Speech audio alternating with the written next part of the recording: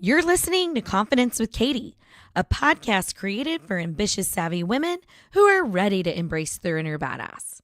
If you're ready to figure out exactly what you want and how to get there, I want you to jump on in and join me, executive coach, public speaker, fire starter, and your podcast host, Katie Langford. Hello, fabulous. I'm Katie, and I am so happy that you are here for Confidence with Katie, episode number 23. Take credit. I have had the opportunity to work with so many amazing women. However, I've begun to notice a pattern, and it's one that's really started to annoy me. So I thought I really need to talk about this to see what I can do to change these kinds of conversations. This is what a typical conversation has been recently. Me talking to a woman. Me. Oh my goodness, congratulations on your successful event. Woman I'm talking to. Thank you. I'm really excited. But all the praise really belongs with my team. I just couldn't have done it without them. Me. Oh my goodness, you have had such a successful career. How did you do it? Woman on the other side. Oh, thank you so much. There is absolutely no way I could have done it without the most supportive partner on the planet. Me. Holy moly, you published a book. What an incredible accomplishment. Woman on the other side. Thank you. I owe all of it to God.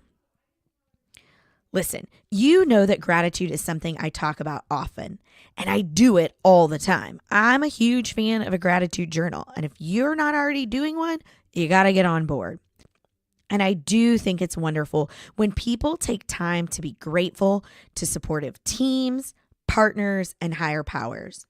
But what I'd like to talk about today is our unwillingness to take credit for ourselves, for our work, for what we bring to the table, for what we did in creating what we've been able to do or create. Why have we made it a habit to immediately redirect praise to other people in our lives? Y'all, it is annoying and infuriating, and I'm frankly just over it. And so that's what today's episode is about.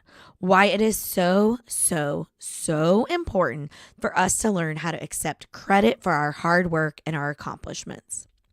But before I dive in, I want to tell you about this week's Badass of the Week. This week, I am so inspired by Arianna Huffington. Her newest venture, Thrive Global, is dedicated to launching human potential. Their mission is to end the stress and burnout epidemic by offering companies and individuals sustainable, science-based solutions to enhance both well-being and performance. Whew, that is a lot. But let me tell you in a nutshell, really what it is that they do. I read Arianna's book, Thrive, several years ago, and I began to follow her journey.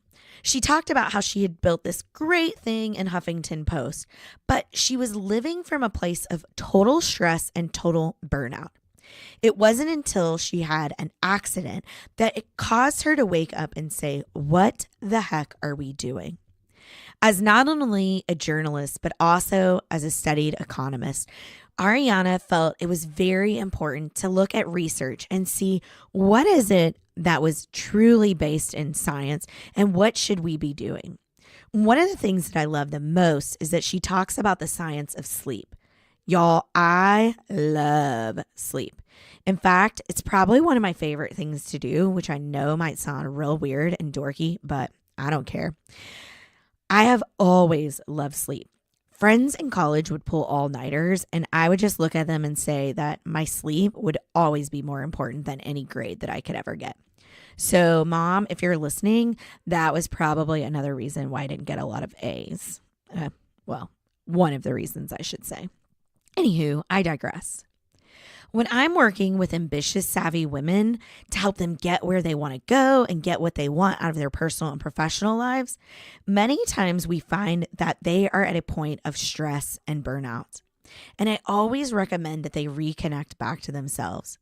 I think that Thrive Global has some amazing, awesome resources.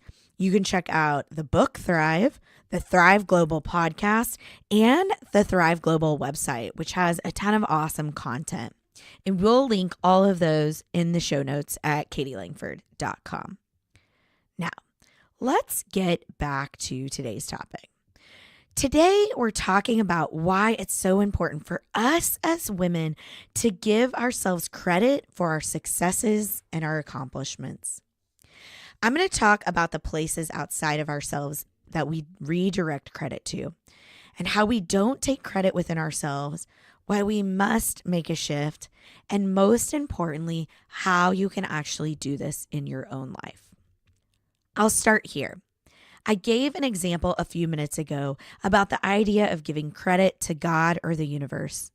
And let me just stop to say that I do think it is crucial to believe in and connect to a higher power. I personally call that higher power God. You can call it God or universe or tree. Frankly, it doesn't matter to me. But I do think it's critical and crucial for your life to believe in something larger than yourself. Recently, though, I was having a conversation with a friend who has been just crushing it in her business, truly having success after success after success. I was congratulating her on something that she just accomplished. And the first thing that she said was, "It's all because of God." And while I agree with the sentiment that when we are connected to a higher power, we are put into situations and brought opportunities. But we must take advantage of the situations and opportunities. We have to act. Think about it. From a biblical Christian perspective, even from a law of attraction perspective, it's ask, believe, receive. Knock and the door will be open to you. But do you know how many people I know that have had doors of opportunity open up only for them to get off the sofa, walk to the door, look at the opportunity and say, "Nah, I'll pass." They see what is behind the door and then they think, "That is way too hard," or "I'm totally not ready for this," or the opportunity just didn't show up in the exact way that they pictured it. So what do? They walk back over the sofa and sit down. What? Ugh, it is absolutely infuriating to me. So when my friend said that it was all because of God, I had to stop her and say, no, it's not just all God. You see, the doors keep opening to her and she keeps walking through them, even when it looks hard, even when she isn't ready. Even if the opportunity doesn't show up in the exact way that she thought it would. She keeps walking up to the door and then she walks through it. She acts on the opportunity that is given to her. The second way I see women give away their credit is within their careers. When I'm working with clients, whether it's prepping someone with a conversation for their boss, or maybe we're prepping them to do something with the team they're managing, maybe we're working on getting them promoted or just shifting to another job. I see women give credit to everyone around them, but they fail to see when they should give credit to themselves. They give credit for their work. They give credit for their contributions. They give credit for their ideas, their leadership, their successes. They give credit away to someone or something outside of themselves. Have you ever done that? Has someone ever brought something to your attention and then you give credit to someone else? Or maybe it's not even that someone else gave you any insight, but you just automatically gave away the credit. I know that I have. In fact, I used to be really bad about this, especially when I managed teams. I really personally like public recognition, and all of my bosses seem to know that. But I would feel absolutely horrible if I got public recognition and my team felt left out. It made me cringe. It made me want to crawl under the table because I always thought, oh my goodness, I didn't do that alone. And it's true, I didn't do it alone. But what I would do then is I would overcompensate and then I would lavish praise on my team. And sometimes that praise would be so disingenuous and it would feel gross. And then I would tell them it wasn't because of anything I did. It was only because of the things that you did. I've seen this happen with so many clients. They just say, it wasn't me. It was something else. Have you done this? Have you ever felt guilty for getting recognition? Have you ever felt guilty for getting praise or a compliment? You ever felt awkward for talking about your success? What I had to do was I had to create a shift in my mindset. And today I have a healthy self-confidence. I know what others bring to the table, and I totally recognize them for that. But I'm also fully aware of what I bring to the table. I am clear on the impact I make on a project, within a team, or on an event. In fact, if you ask any of my junior league friends, they'll laugh because I always say I'm not a detail-oriented person, and I'm not. So I have a ton of friends within the league that I like to partner with on committees and on events who are super detail-oriented. Because if I had to be super detail-oriented, it would not work. Let me give you another example. I've introduced you to one of my strategy partners, Liz Navarro of Liz Navarro and Company. Liz and I were introduced by a mutual friend a little over a year ago, and we started working together. And I will tell you that I have done some amazing things within my company over the last year because of working with Liz. She's helped me, she's pushed me, and she's really been that strategy partner that I need. Liz and I also partner on this podcast. What we do is I create the overall feel. I come up with the stories and what the idea is going to be. I do what we call a brain dump into a Google Doc, and I just share what it is that I want to share. And then Liz takes her incredible talents of writing and organizing, and she really scripts out how the flow of my podcast should go. Here's the thing that I love about working with Liz. She sees things in a way that I totally don't. She has a knack for creating phrases and transitions. She understands who I am and who I'm talking to. And for me, it is really important to have Liz on my team. But I will tell you, Liz went on maternity leave for a couple of months. Sweet little Phoebe needed her mom more than I did. And so I had to make a shift for how I did this podcast. We did as many as we could before she left, but there were a few that I had to do completely on my own. And if you go back and listen, you might even spot those few that I had to do on my own because it was different. I didn't have Liz's skill set. I didn't have her strengths. I didn't have her overall awareness and eye that I typically have. But here's the thing that I know. I can do this with Liz and I can do it without Liz. Now, Liz, this is not a note for you to go anywhere. You know that is absolutely not what I want. What I love about working with Liz is we're an and. We're not a but. She does her thing and I do mine. I do mine thing and she does hers.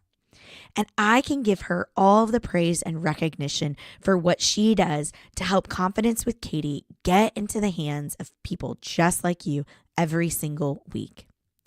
And I also can give myself the praise and credit for knowing exactly what it is that I bring to the table with this podcast.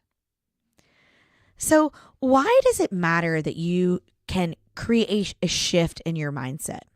Why does it matter? And why is it important to give yourself credit? First, one of the reasons I'm really happy in my work is that I know and get to do what I'm really good at. I know that I'm really good at coming up with ideas. I know that I have fun in the podcast studio. I get to do what I love. And if I can't take credit for my strengths and if I can't share those strengths with other people in a way that I really own them, I'm not going to find as many opportunities to really use them. I have to be able to articulate it, and I have to be able to give myself and take credit for the times that I've found success. Second, other women are watching us. Young women, ambitious women, women who want to learn from our successes and our careers, from our lives. The message we need to send to these women is that each of them can contribute to their own success. She can get the things she wants if she works for them. Not just because she's lucky, not just because she's on a good team, not just because she has a good partner or had a lucky break from the universe or even prayed to God that that's exactly what she wanted. She had to have something in it as well. She has skin in the game. When you know what you bring to the table and when you're able to articulate it, it's not braggadocious. It is, in fact, a level of self-awareness. And that, I think, is the example we need to set as women. So how do you and me, how do we make this shift and start to give ourselves the credit that we deserve? Well, I have 5 reminders for you, 5 action items that I think once you take, you'll start to become more natural at giving yourself credit and taking credit. Number 1, I want you to get really clear on what you bring to the table. Seriously, sit down and figure out when your strengths are popping up. What do you do well? What value do you bring? I love speaking in front of an audience. It's super exciting and super fun. But again, detail-oriented spreadsheets in my business, I don't like doing that, and I'm not very good at it. But when you know what you are good at and you know what you bring to the table, that's step 1. Step 2, be willing to own it. Seriously, own it. I get a ton of compliments on my podcast. I have people emailing me and texting me and writing comments. Sometimes they'll reach out to me via Instagram and they tell me what our podcast is doing for them. And it makes me feel really, really, really great. And because it makes me feel really great, I'm able to own it, say thank you, and I'm able to come up with more content to continue to pour into women just like you. Number 3, shift your focus from, oh, thanks, but it was something other than me, to thank you. The team and I achieved this goal. Thank you. God and I did this. Thank you. I did the work and my husband was so supportive. Thank you. The universe presented the opportunity and I was courageous enough to walk into it. Number 4, take compliments. Oh, y'all, this used to be so hard for me. And in fact, it was my mentor who told me that I sucked at it. What she said was, just learn how to say thank you. If you're going to redirect praise, it makes other people feel bad. So don't do it. Just simply say thank you. Say thank you enough to the point that you get so familiar with thank you when people praise you that eventually you begin to believe it and take credit for your own work, for your own successes, for your own accomplishments, for your own ideas. Number 5, give yourself credit. Seriously, give yourself credit. And I'm not talking put it out on Instagram or put it out on Facebook. I'm not saying you have to shout it from the world because I know that some of you are cringing going, there is no way I would do that. But when you're with yourself in your bathroom, in the mirror, look at yourself and say, yeah, that project at work, it was successful because of the work I brought to the team. When you do something great in your community, stand back and look at yourself and say, that community is a better place because of who I am and what value I brought. When you launch a new business and you're really excited about the work and someone asks why they should work with you, step back and look at them and say, I know that I'm great at this. Give yourself credit. Listen, men do this all the time. So we as women, we got to catch up. I want to thank you so much for listening today. As always, my goal is to inspire you. It is to help you feel confident. It is to add value to your one and only very unique life. And I always want to help you get where you want to go. If you haven't already subscribed to Confidence with Katie, will you please do so? Will you please join us? This is how we get our message out to people who need to hear us. Now, I'm in Texas and I have a lot of followers in Texas, but the second most exciting place that people are following me is Tennessee and Maryland. Y'all are actually tied. So I just want to give a huge shout out to all of the folks in Tennessee and Maryland who are listening. Will you please rate us or leave a compliment? And don't forget, keep sharing this with your friends. That's how you help us reach our goal to inspire, motivate, and impact the lives of women just like you. Thanks for listening to Confidence with Katie. I hope this episode helped you feel more empowered to take control of your dream life and your dream career. Go start igniting those fires and embrace your inner badass. Until next time, badasses.